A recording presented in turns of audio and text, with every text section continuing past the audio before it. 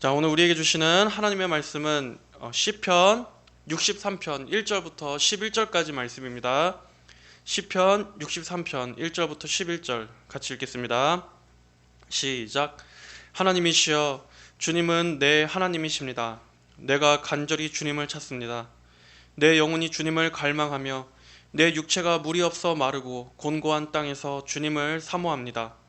그러므로 주님의 권능과 영광을 보려고 성소에서 내가 주님을 바라봅니다. 주님의 인애가 생명보다 나으므로 내 입술이 주님을 찬양하겠습니다.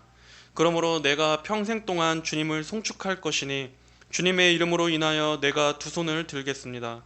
내 영혼이 가장 좋고 기름진 것을 먹은 것 같이 만족하며 내 입이 기뻐하는 입술로 주님을 찬양할 것입니다.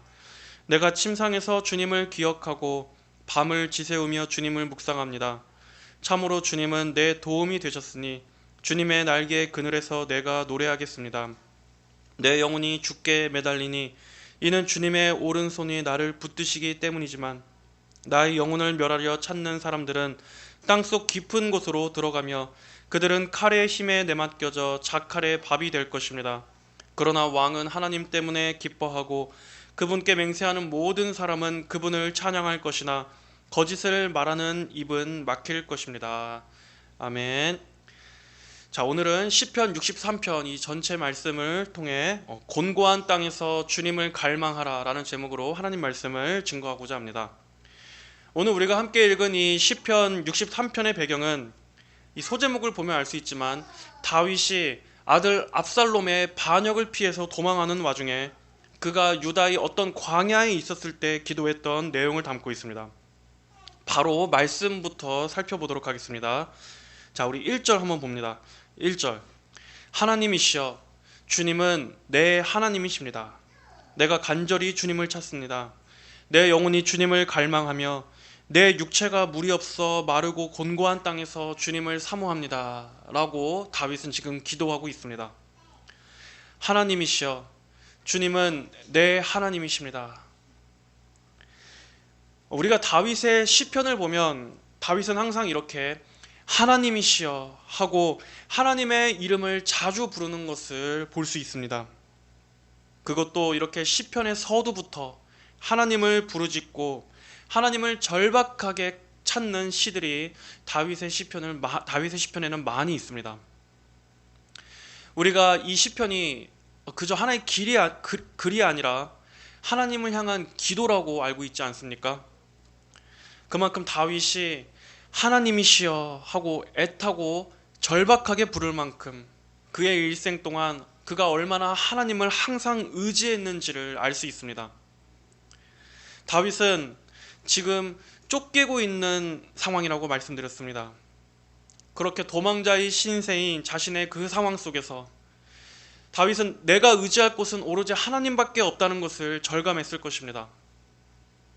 자, 그런데 여기서 하나님이시여 하고 부를 때 이 하나님은 원어로 보면 히브리어로 여호와가 아니라 엘로힘이라는 성호를 부르고 있다는 것을 우리는 알 수 있습니다. 엘로힘, 이 엘로힘은 전능하신 창조주 하나님의 그 권능, 그분의 능력을 뜻할 때 부르는 이름입니다.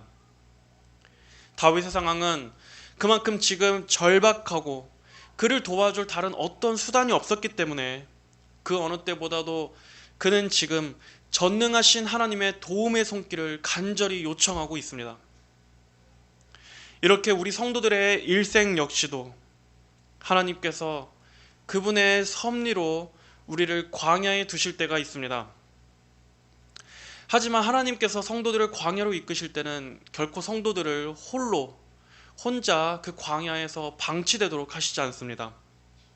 오히려 하나님께서는 그 광야에서 우리 성도들을 더 깊이 만나주시고 더 가까이 계셔주시고 더욱더 특별한 도우심으로 함께 해주신다는 것을 우리는 알아야 합니다. 그리고 하나님께서는 그 광야에서만 누릴 수 있는 하나님과 우리 성도들과의 깊은 교제를 예비해 두고 계십니다. 그런 점에서 본다면 아무것도 없는 광야야말로 하나님을 경험할 수 있는 가장 최적의 장소, 가장 최적의 시기라고 말할 수 있습니다.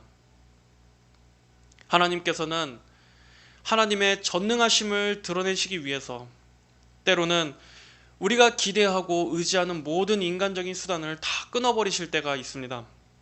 왜냐하면 그럴수록 하나님의 권능이 더욱더 크게 드러나기 때문입니다.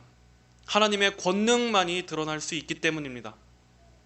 마치 열왕기상 18장을 보면 그 하나님의 선지자 엘리야가 바알을 섬기던 그 우상 숭배자들 450명과 함께 맞붙었을 때 제단에 불로 임하는 신이 참 하나님이시다 하고 그 바알 선지자들과 영적 전투, 영적 결투를 벌였을 때 엘리야가 어떠한 행동을 취했습니까?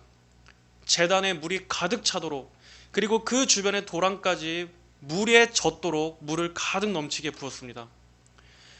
오히려 그렇게 모든 인간적인 방도, 인간적인 모든 루트를 아예 차단함으로써 거기에 불로 임하는 하나님의 능력이 오로지 하나님의 전능하심으로 임한 것이라는 것을 더욱더 강조할 수 있었지 않았습니까?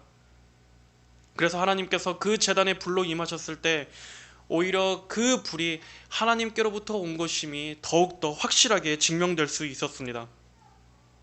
이처럼 마찬가지로 하나님께서는 사람의 모든 수단과 도움이 완전히 끊어진 바로 그 광야에서 하나님의 놀라우신 임재를 더 가까이 드러내신다는 것을 우리는 기억해야 합니다.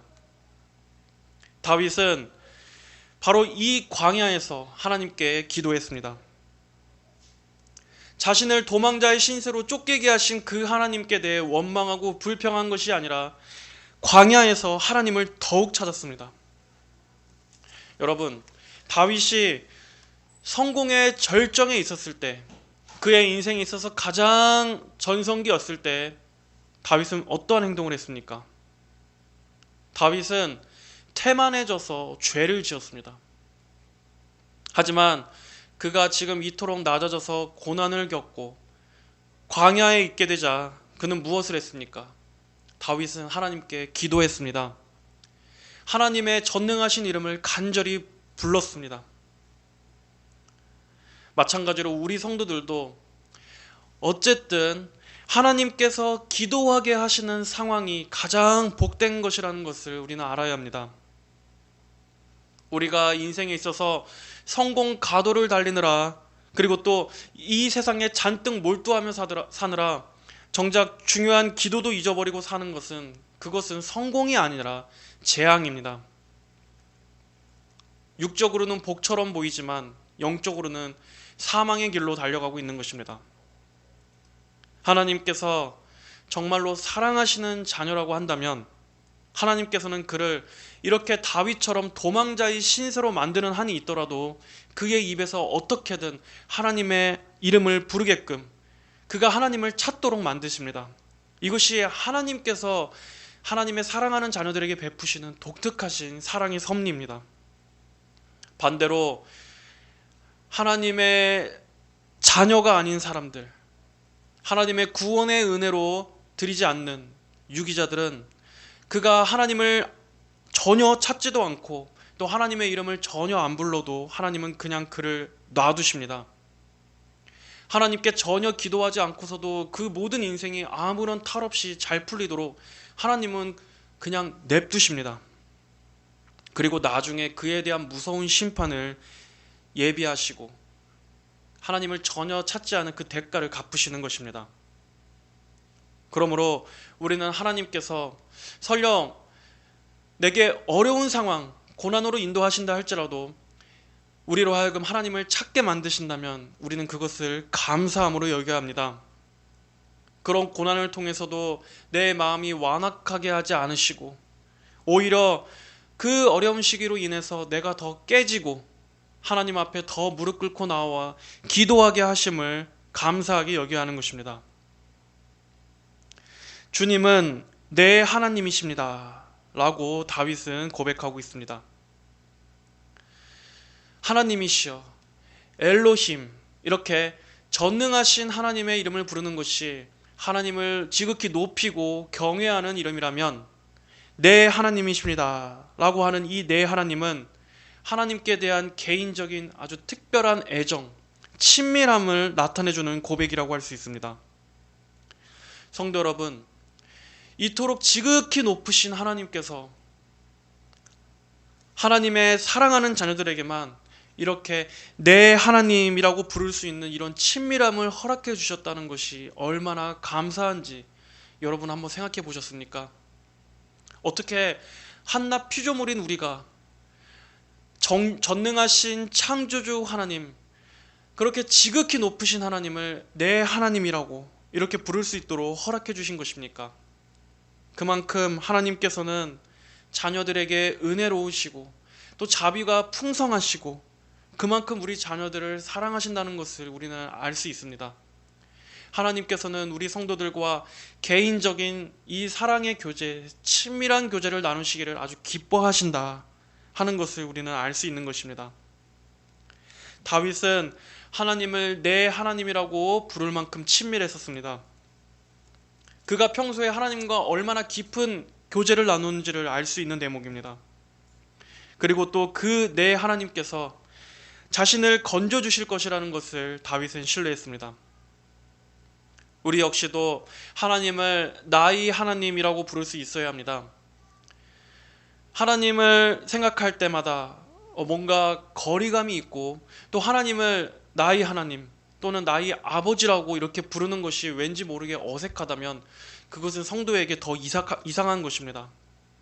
우리는 나의 하나님, 그리고 또 내가 하나님을 언제라도 내 마음으로 입술로 찾을 수 있다는 이 특권이 얼마나 귀한 것인지를 알아야 합니다.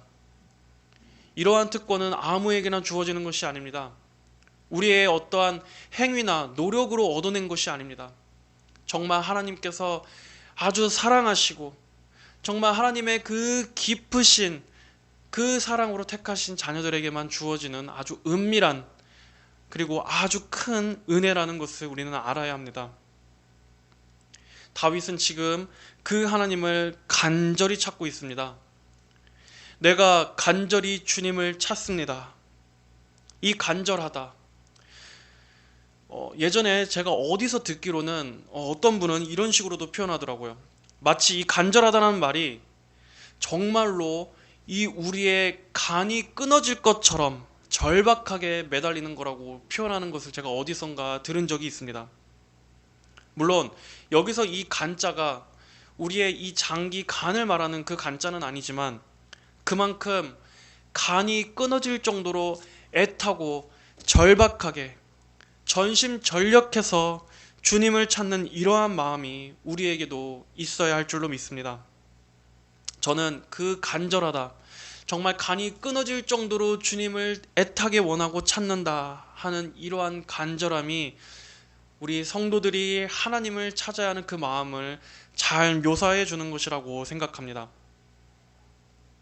우리 성도 여러분들은 하나님의 이름을 얼마나 자주 부르십니까? 하나님을 얼마나 자주 찾으십니까? 정말로 간절히 하나님의 얼굴을 구하며 살아가고 계십니까? 내가 지금 하나님을 향해서 영적으로 살아있는가? 그리고 내 마음이 지금 은혜로운 상태인가 하는 것은 우리가 매일매일의 일상 가운데서 얼마나 하나님을 부르고 또 마음이 얼마나 향해 있는가를 보면 알 수 있습니다. 무엇을 하든 항상 마음이 하나님께 향하도록 하고 또 내가 잠시 너무나 바쁜 와중에 하나님의 얼굴에서 내가 떠나 있는 것은 아닌지 하는 그러한 것들을 의지적으로라도 주의를 기울이는 것이 성도의 바른 자세입니다. 성도님들은 하나님을 자주 부르시기 바랍니다. 매 순간 마음으로 찾으시기를 바랍니다. 하나님을 자주 찾을수록 하나님과 더 가까워지게 되어 있습니다. 그리고 우리가 마음으로 항상 하나님을 찾아서 우리가 정말 두리번 거릴수록 하나님은 하나님의 임재를 더욱더 드러내 보여주십니다. 하나님께서는 인격적인 분이시기 때문에 하나님을 사랑하는 자들에게 그분의 사랑을 더 실제적으로 나타나게 해주시고 또 하나님을 간절히 찾는 자들에게 하나님 자신을 더욱더 드러내 주시는 분이십니다. 이것은 어떤 지식의 영역이 아니라 정말로 성도의 어떤 경험적인 영역이라고 할 수 있습니다. 정말로 하나님께 간절히 사모하는 마음을 가져보신 적이 있습니까? 정말 하나님을 생각할 때마다 하나님을 향한 그 어떤 뜨거움으로 인해서 가슴이 벅찰 정도로 그렇게 하나님에 대한 깊은 그런 사랑의 감정을 정말 느껴보신 적이 있으십니까? 하나님께서는 그렇게 하나님을 찾고 열망하는 자녀들에게 하나님의 임재를 부인할 수 없을 정도로 가까이 누릴 수 있도록 해주십니다. 우리가 어떤 하나님의 임재라고 해서 우리가 어떤 육체적인 감각이나 또는 신비적인 현상 그러한 것이 아니라 정말 영적으로 그리고 마음적으로 하나님의 살아계심을 내가 정말 실제적으로 인식하고 믿고 신뢰하고 또 그분을 향한 그 사랑의 감정이 풍성해지게 해주시는 것입니다. 정말 하나님과 교제한다는 그 기쁨이 이런 맛이구나 하는 그 영적인 맛을 누릴 수 있도록 은혜를 주십니다. 왜 오늘날 교회 안에 많은 신자들이 신앙이 열정이 식고 또 미지근해지는 것입니까? 많은 이유들이 있겠지만 가장 근본적인 이유는 아마도 우리 성도들 개개인들이 하나님을 간절히 사모하는 그 열심을 잃어버렸기 때문이 아닐까 하는 생각이 듭니다. 정말 하나님을 간절히 원하는 아마 하나님 그분 자체를 간절히 갈망하는 그러한 마음들을 잃어버린 시대입니다. 오늘날 이 전체 기독교의 침체의 원인은 바로 우리가 하나님을 향한 갈망을 많이 잃어버렸기 때문입니다. 우리가 과거에 정말 하나님을 처음으로 만났을 때에는 정말 하나님을 생각할 때마다 기쁨도 있었을 것이고 또 구원의 감격도 날마다 누렸을 것입니다. 날마다 매일매일 우리의 입술에서는 하나님을 향한 찬송이 떠나지 않았을 것입니다. 하지만 어느 순간 시간이 점차 흐르면서 우리의 신앙도 점점 타성해졌게 되고 하나님보다는 이 세상의 이슈들에 많은 관심을 갖고 또 거기에 마음을 쏟게 되면서 하나님에 대한 마음이 어떻게 되어갔습니까? 하나님을 더 이상 신선하게 여기지 않고 하나님의 영광에 대해서도 더 이상 매력을 발견하지 못하고 정말 하나님을 지루하게 여기게 되지 않았습니까? 예전에는 자기가 아주 작은 죄만 지어도 하나님의 그 마음을 슬프게 한 것만 같아서 회개하고 정말 하나님과의 거리가 멀어지지 않도록 정말 눈물로써 기도하고 회개했는데 어느 순간부터는 죄를 지어도 그 마음에 애통함도 들지 않고 하나님과 내가 미지근한 관계가 됐다 할지라도 더 이상 예전처럼 마음이 아프지는 않은 그러한 영적 상태가 돼버린 것은 아닙니까? 하지만 성도 여러분, 결코 그래서는 안 됩니다. 우리의 마음을 다시금 돌이켜서 하나님께로 향해야만 합니다. 물론 우리가 신앙생활을 하다 보면 때때로 어떤 매너리즘에 빠질 때도 있고 슬럼프에 빠질 때도 있습니다. 하지만 그것을 가장 극복할 수 있는 가장 좋은 방법은 무엇입니까? 하나님이 아닌 다른 곳에서 어떤 신선한 자극을 찾고 어떤 새로운 영감을 추구할 것이 아니라 그럴 때 우리가 해야 하는 가장 좋은 해결책은 바로 하나님께로 돌아와 하나님을 다시 만나는 것입니다. 하나님의 하나님 되심을, 하나님의 그분의 그 영광스러움에 우리의 마음을 다시 향하는 것입니다. 하나님을 다시 만나기를 간절히 구하는 것입니다. 그렇게 하나님으로부터 새롭게 은혜를 공급받고 하나님과의 관계를 새롭게 하는 것이야말로 그러한 신앙의 매너리즘에서 속히 벗어날 수 있는 유일한 방법이라고 할 수 있습니다. 자, 다윗은 이어서 기도합니다. 내 영혼이 주님을 갈망하며 내 육체가 물이 없어 마르고 곤고한 땅에서 주님을 사모합니다. 다윗이란 인물의 어떤 가장 우리가 정말 특징이라고 할 수 있는 점은 그는 항상 이렇게 하나님을 향한 갈망을 가지고 있는 사람이었다는 점입니다.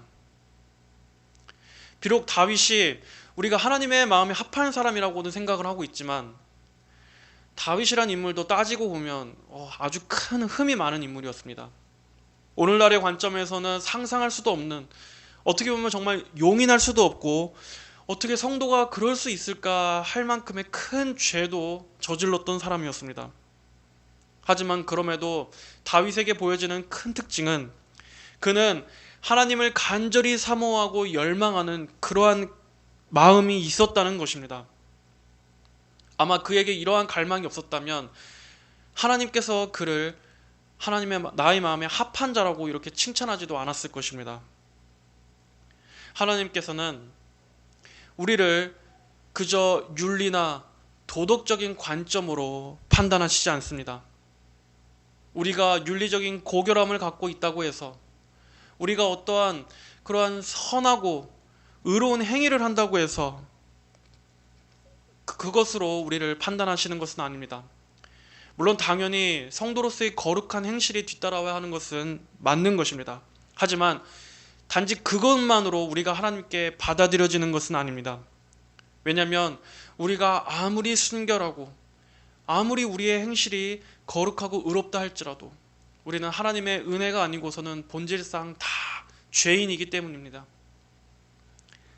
하나님께서 우리를 살피실 때, 우리의 마음과 심장을 살피시는 하나님께서 정말 눈여겨보시는 것은 무엇입니까? 바로 우리의 마음에 하나님을 향한 갈망이 있는가, 정말 하나님을 향한 사모함이 우리 안에 있는가 하는 것을 하나님은 눈여겨보십니다. 하나님께서는 자기의 의로 똘똘 뭉쳐서 정작 하나님께 대해서는 아무런 마음도 없는 차가운 신자보다 오히려 죄로 애통하고 늘 연약하지만 그럼에도 그 안에 하나님을 간절히 사랑하는 그 갈망이 있는 그러한 성도들을 하나님은 더 사랑하십니다. 하나님께 대해 항상 목말라 하는 그러한 주린 심령이 있는 그러한 성도들을 하나님께서는 더 귀하게 보십니다. 왜냐하면 그러한 마음이야말로 하나님을 원하고 의지하는 마음이기 때문입니다. 하나님이 없이는 결코 살 수 없는 마음이기 때문입니다. 다윗은 영혼과 육체의 전부를 주님을 사모하고 있습니다. 여기서 말하는 영혼과 육체는 곧 다윗의 전심을 말하는 것입니다. 그의 전인격, 전심, 그의 온 마음을 다해서 그는 하나님을 향해 있습니다. 하나님 그분을 원하고 있습니다. 그의 마음이 분산되어 있거나 나뉘어지지 않고 오로지 하나님께 향해 있는 것입니다. 우리 역시도 하나님께 대해 이렇게 목말라야 합니다. 여러분은 지금 하나님께 대해 목말라 하고 계십니까? 하나님께 갈증을 느낀다는 것이 무엇인지 아십니까? 만약 여러분이 하나님께 갈증을 느끼고 하나님께 갈급함을 느끼고 있다면 그것은 여러분이 지금 살아있다는 증거입니다. 살아있기 때문에 목마름도 느낄 수 있는 것입니다. 오히려 하나님께 대해 죽어있는 사람은 어떻게 합니까? 자신의 목마름을 하나님에게서 찾지 않고 이 세상에서 마실 물을 찾습니다. 하지만 그럼에도 이 세상은 그러한 사람에게 전혀 줄 수 있는 것이 없기 때문에 그 영혼은 항상 목마를 수밖에 없습니다. 하지만 여러분, 하나님께로 오십시오. 여러분이 하나님께로 나아간다면 하나님께서는 여러분에게 생명수를 공급해 주십니다. 세상에 목말라 하지 마시고 하나님께 대해 목말라 하시기 바랍니다. 그리고 하나님께서 베푸시는 그러한 은혜에 목말라 하시기 이전에 하나님 그분 자체를 목말라 하시기 바랍니다. 우리 성도들에게는 가장 갈급한 대상이 바로 하나님이셔야만 합니다. 그런데 하나님께 대해서는 시큰둥하고 이 세상에는 정말 세상 모든 것에 관심을 가지는, 세상 모든 관심사에는 아주 열심히 넘치는 사람들이 많습니다. 하지만 정말로 진정한 성도라면, 하나님의 살아계신 그 영광을 본 성도라면 어떻게 우리가 하나님께는 미지근하고 이 세상에는 열심을 낼 수가 있겠습니까? 그것은 성도에게 맞지 않는 마음입니다. 다윗은 곤고한 땅에서 주님을 사모합니다 라고 말하고 있습니다. 곤고하다. 이 성경에서 공고하다라고 할 때 이 단어는 궁핍하고 또 메마르고 활기가 없고 쇠퇴하고 음울한 그런 뜻을 담고 있습니다. 곤고하다. 이 세상이 바로 이렇게 곤고한 곳입니다. 곤고한 땅에서 주님을 사모한다. 여러분, 이 곤고한 이 세상에서 뭐가 나오겠습니까? 우리 성도들을 진정으로 만족시킬 만한 것이 이 세상, 이 땅에서 뭘 낼 수 있겠습니까? 아무것도 없는 것입니다. 성도를 진정으로 만족시킬 만한 것이 이 세상은 전혀 낼 수 없습니다. 전혀 줄 수 없습니다. 전혀 생산해낼 수 없습니다. 성도를 위해서는 아무것도 제공할 수 없는 것입니다. 이 공고한 세상에는 생명수가 없습니다. 이 공고한 땅에는 영생이 없습니다. 영원한 것도 없습니다. 또 이 공고한 땅에는 성도를 향한 위안도 없습니다. 줄 수 있는 은혜도 없습니다. 또 보호할 안전도 없습니다.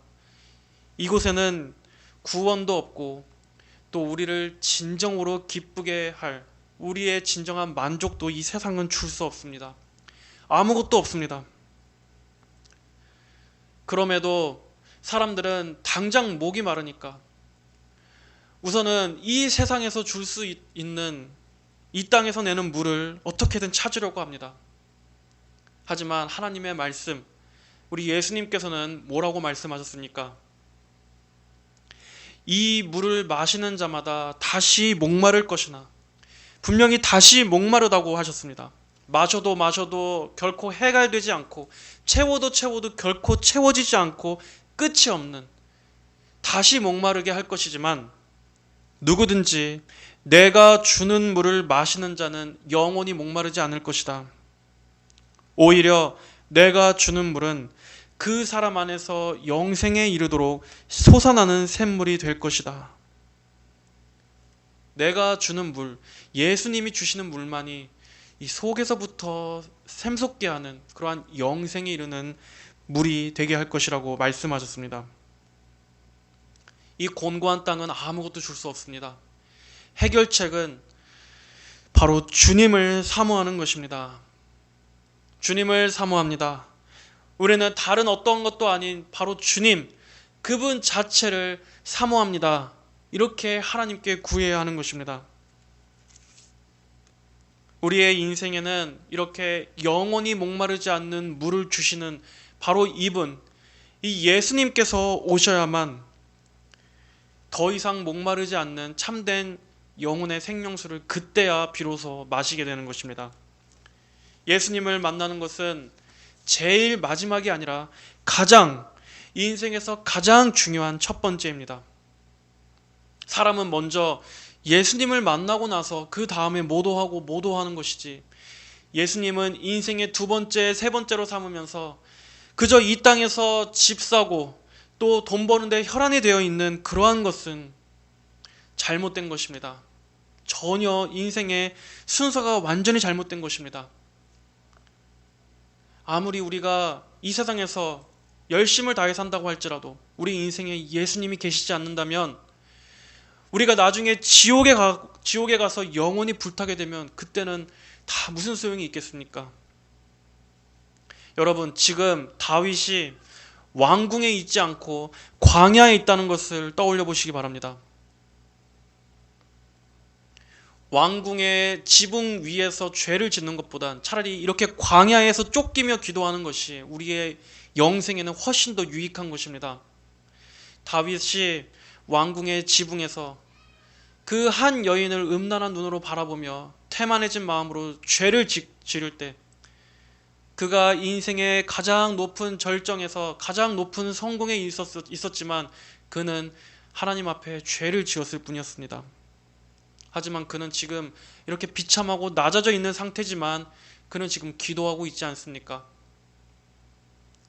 마찬가지로 우리도 이 곤고한 땅에서 이 세상이 줄 수 없는 그 헛된 다시 목마르게 하는 그러한 물을 쫓을 것이 아니라 광야에서 하나님을 찾아야 합니다.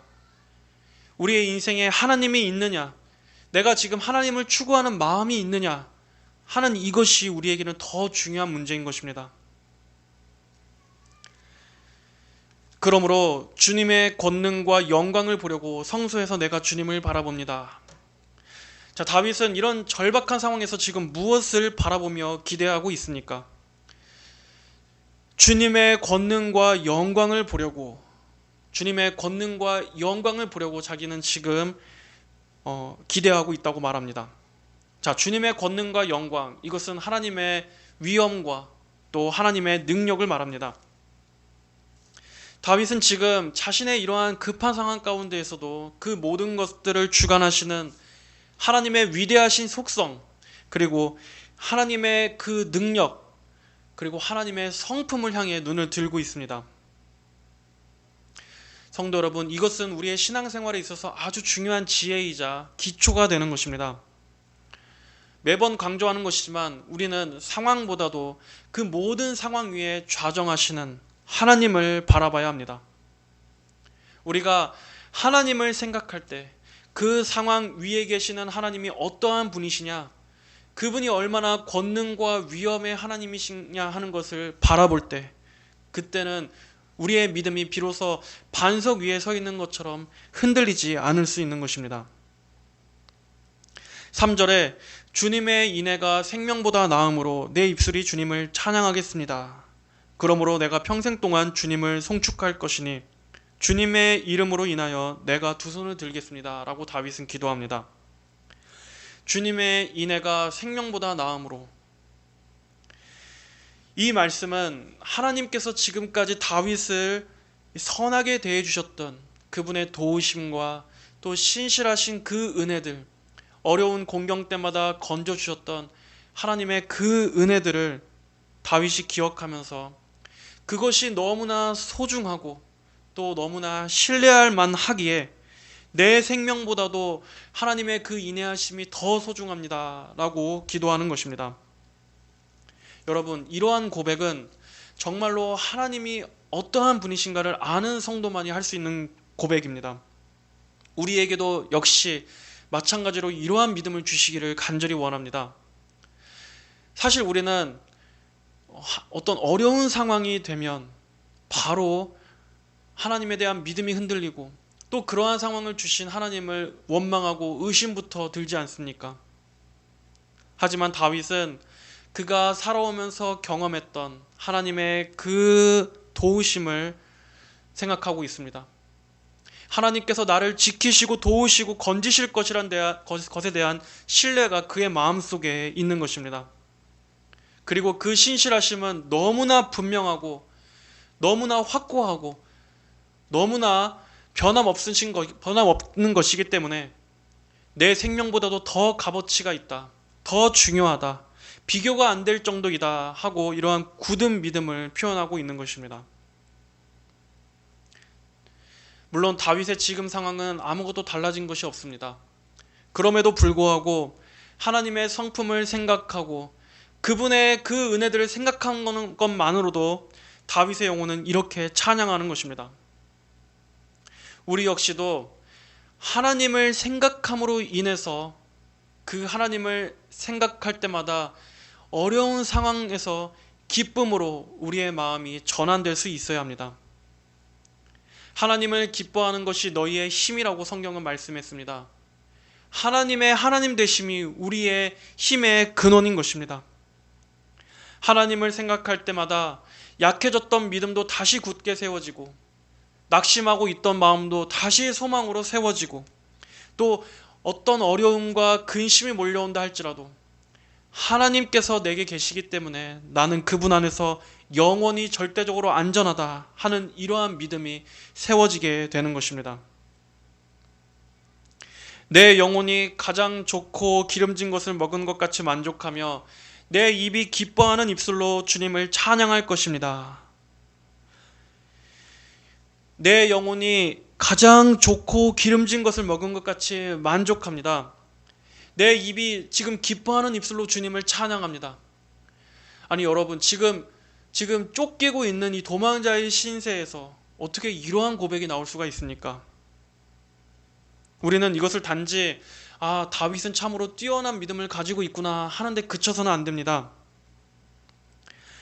하나님께서는 이 다윗뿐만 아니라 성령께서 내주하시는 모든 성도들에게 이와 같이 자신 앞에 있는 상황과 환경을 이겨낼 수 있는 영적인 위안을 언제라도 주실 수 있는 분이라는 것을 우리는 잘 봐야 할 것입니다.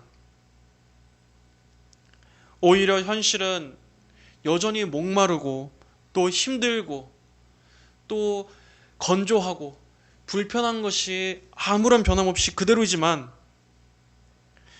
그럼에도 다윗은 이렇게 내 영혼이 가장 좋고 기름진 것을 먹은 것 같이 만족하며 마치 자기 눈앞에 지금 진수성찬이 펼쳐져 있는 것처럼 표현하고 있습니다.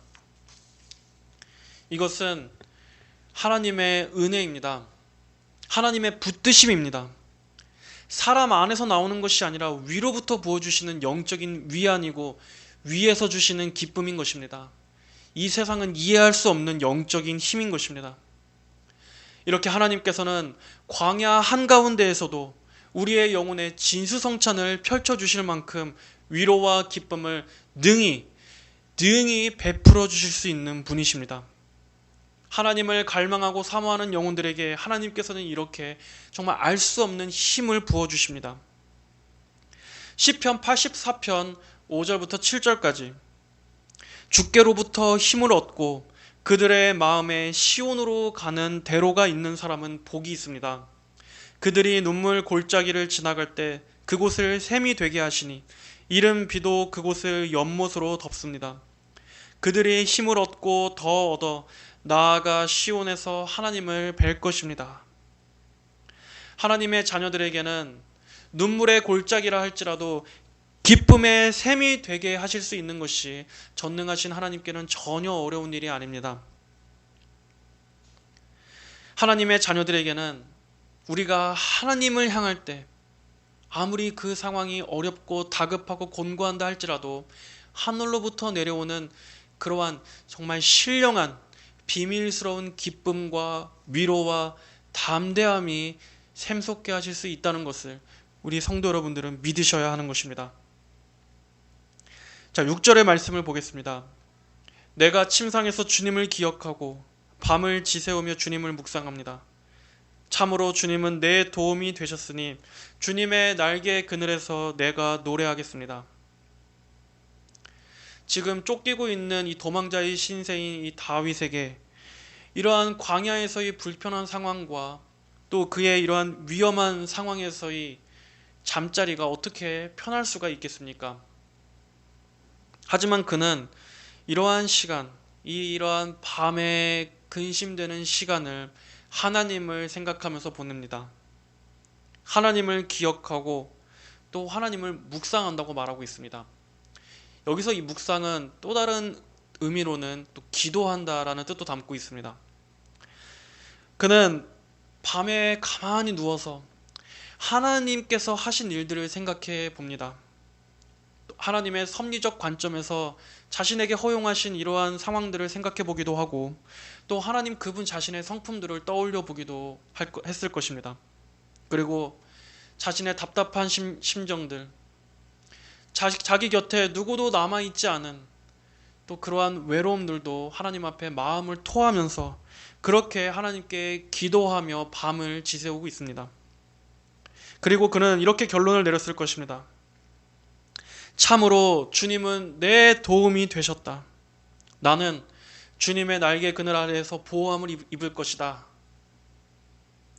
성도 여러분, 근심으로 밤을 지새우지 마시고 하나님을 기억하고 하나님께 기도하십시오. 하나님을 생각하면서 밤을 보내십시오. 많은 분들이 걱정 근심으로 밤잠을 못 이루는 분들이 아주 많을 것입니다. 눈을 떴을 때는 눈을 뜬 대로 괴롭고 또 밤에 자려고 눈을 감았을 때는 여러 가지 환경과 상황의 어려움 때문에 그 마음과 몸이 쉬지 못하고 밤에도 역시 근심으로 밤을 지새는 분들이 많이 있을 것입니다. 또 우리를 둘러싼 많은 또 어려움들로 인해서 정말 두렵고 공포스러움이 있는 분들도 많이 있을 것입니다. 하지만 여러분, 그렇게 걱정으로 밤을 지새울 때 성도 여러분, 그렇게 보내는 그 시간에 하나님을 생각하십시오. 하나님과 함께 보내십시오. 여러분의 그 고민의 자리에, 여러분의 그 침상에 하나님을 모시십시오. 여러분이 하나님께 기도하면서 하나님을 생각할 때 참으로 주님은 내 도움이 되실 것이다. 나는 그분의 날개 아래에서 영원히 그리고 안전하게 보호함을 입을 것이다. 영원히 날 사랑하시는 하나님께서 영원까지 나와 함께 하시고 지켜주실 것이다 하는 그러한 하늘의 평안, 마음의 평안을 얻게 될 것입니다. 정말 단순하지만 믿으시기 바랍니다. 하나님께 우리의 모든 것을 맡기십시오. 하나님의 그 영원하신 사랑에서 성도들을 끊을 수 있는 것은 아무것도 없다고 말씀하셨습니다.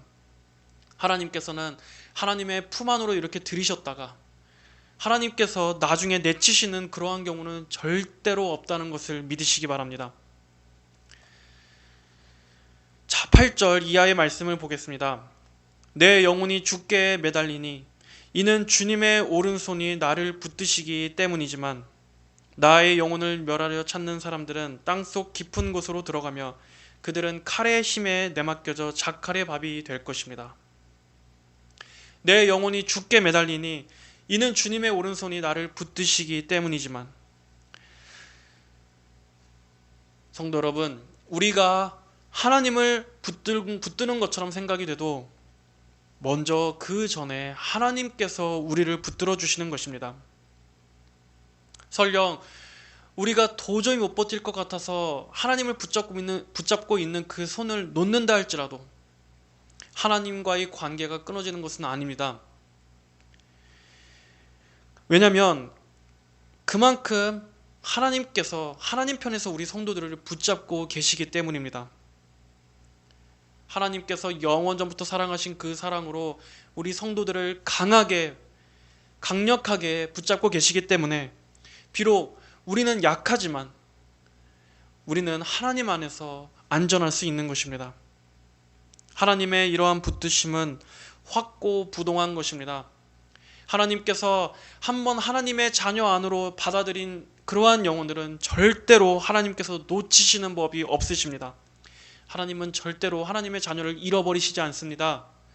하나님의 자녀들을 정말 눈 깜빡하는 사이에 놓치거나 잃어버리시는 일이 절대로 없습니다. 그리고 우리 성도들이 망하는 일도 결코 없습니다.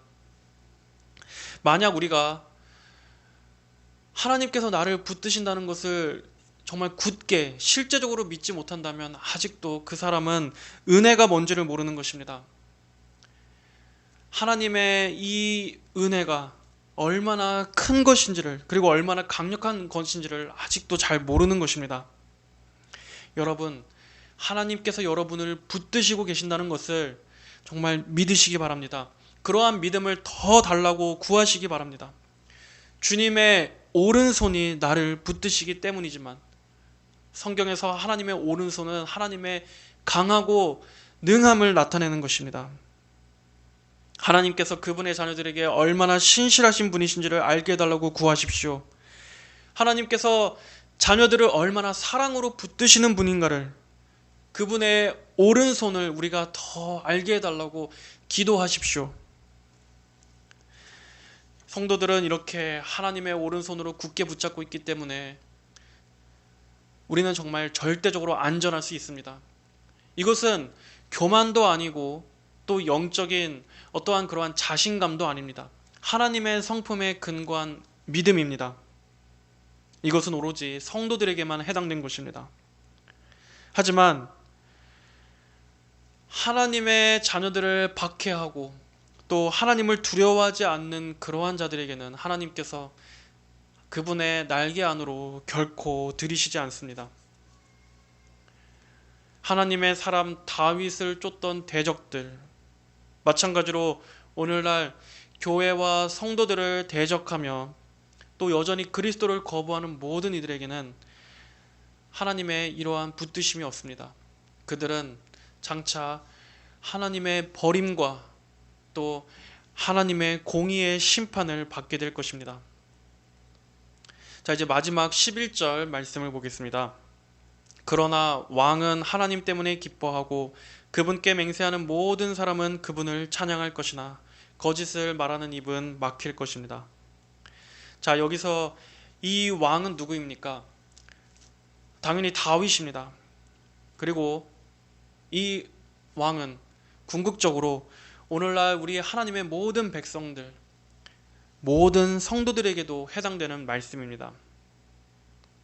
그러나 왕은 하나님 때문에 기뻐하고 하나님 때문에 기뻐하고, 이것이 우리 성도들이 최종적으로 맞이할 장래의 축복입니다. 하나님 때문에 기뻐하는 날, 그 날이 우리 모든 성도들에게 올 것입니다.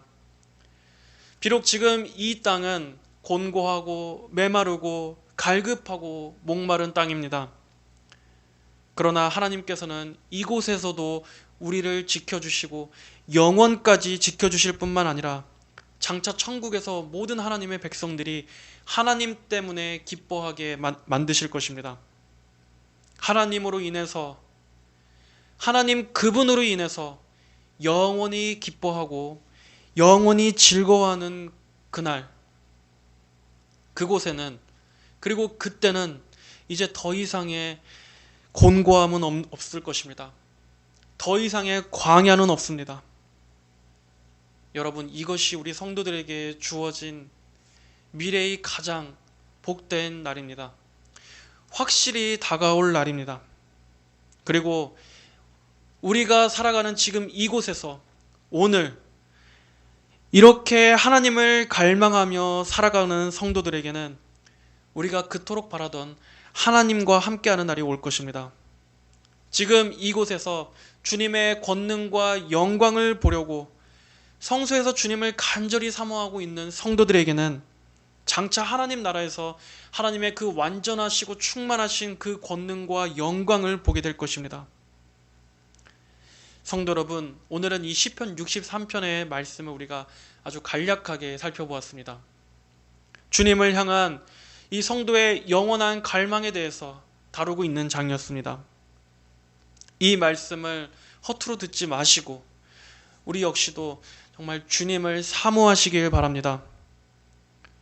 차갑게 미지근하게 식어있는 우리들의 마음을 다시금 하나님께 향할 수 있도록 하나님 그분을 향한 갈증을 부어달라고 기도하십시오. 그러한 원함을 달라고 기도하십시오.